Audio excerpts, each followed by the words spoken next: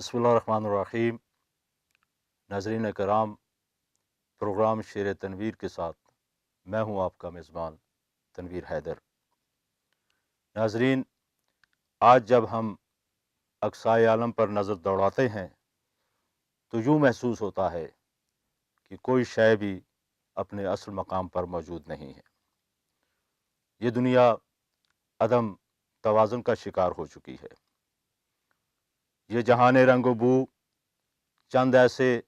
تالے آزماؤں کا یرغمال بنا ہوا ہے جو اس کے خاکے میں اپنی خواہشوں کے مطابق رنگ بھرنا چاہتے ہیں، لیکن ان تمام تر خواہشات کے باوجود یہ صیاد صفت حکمران اس گلستان رنگ و بو پر اپنی کامیابی کا علم ہرگز لہرا نہیں سکتے۔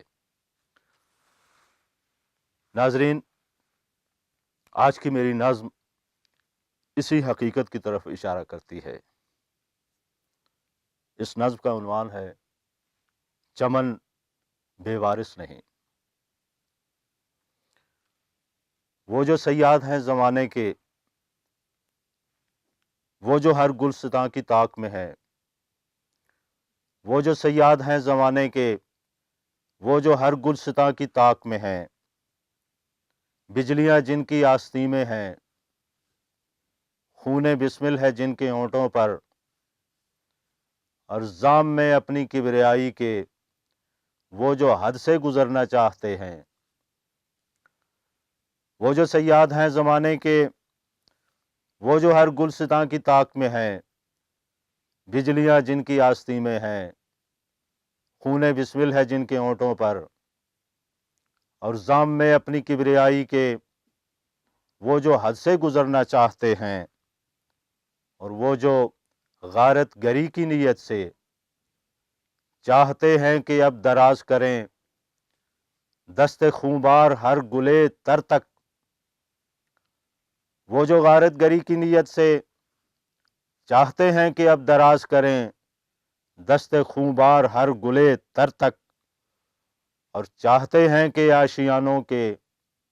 سارے تنکے بکھیر کر رکھ دیں۔ چاہتے ہیں کہ آشیانوں کے سارے تنکے بکھیر کر رکھ دیں، اور چاہتے ہیں ہر ایک نخل چمن ان کی قامت کو دیکھ کر ان کے سامنے سجدہ ریز ہو جائے، اور چاہتے ہیں ہر ایک نخل چمن ان کی قامت کو دیکھ کر ان کے سامنے سجدہ ریز ہو جائے،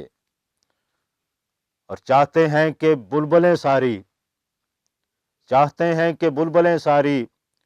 ان کی ترتیب دی ہوئی دھن میں ان کے ہر فعل مجرمانہ پر ان کے انصاف کے بھجن گائیں، اور چاہتے ہیں کہ بلبلیں ساری ان کی ترتیب دی ہوئی دھن میں ان کے ہر فعل مجرمانہ پر ان کے انصاف کے بھجن گائیں، لیکن ان کو خبر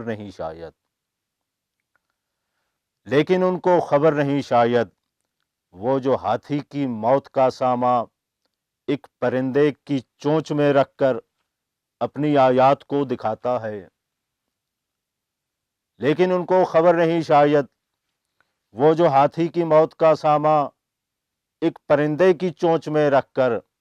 اپنی آیات کو دکھاتا ہے، اور جو ہر قاموس باطل کے بام و در کو اکھاڑنے کے لیے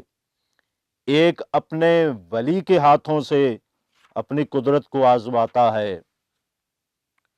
اور جو ہر قاموس باطل کے بام و در کو اکھاڑنے کے لیے ایک اپنے ولی کے ہاتھوں سے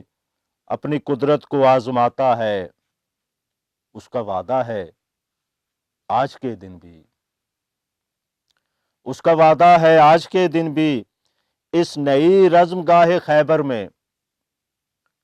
اس کا وعدہ ہے آج کے دن بھی اس نئی رزم گاہ خیبر میں، آخر کار ان کے ہاتھوں میں فتح و نصرت کا آئے گا پرچم۔ اس کا وعدہ ہے آج کے دن بھی اس نئی رزم گاہ خیبر میں، آخر کار ان کے ہاتھوں میں فتح و نصرت کا آئے گا پرچم، وہ جو اس کے چمن کے وارث ہیں، وہ جو